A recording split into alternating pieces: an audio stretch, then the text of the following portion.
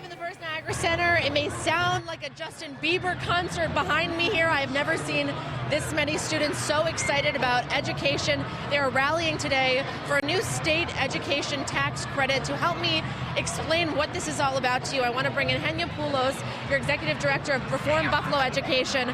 I know this tax credit that passed in the Senate, support in the Assembly. Basically, if people donated to a public school or a nonprofit scholarship organization like the Bison Fund, they would get, say they donated $1,000, they would get their dollar for dollar back and their state taxes. Explain to me how this works, what this bill would mean to education here in Buffalo. Sure, this bill is really, as you can see, there's so much widespread support here. It's really an unprecedented collaboration between public and private schools, parents, students, teachers, bipartisan support in our legislature.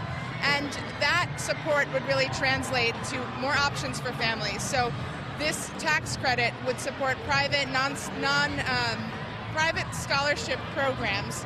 Like the Buffalo Bison Fund. Yes, like the Bison Fund, that provide options and support for families who choose to send their child to an independent or parochial school. I know it's a $250 million bill. It's not yet in the state budget for this year. There is some criticism that it would take away funding from public education and support private education too much. That's all to still be worked out. But again, about 10,000 students from private Catholic schools and private schools here rallying today to support this new state education tax credit that, again, say if you donated to the Bison Fund or a Buffalo public school, you would get that money back in your state taxes dollar for dollar. So there's some support, there's some people against it, there's a lot of information to explain. I'm going to do my best to explain this all for you clearly tonight on News 4, so make sure to tune in for that. For now, we're live inside the First Niagara Center.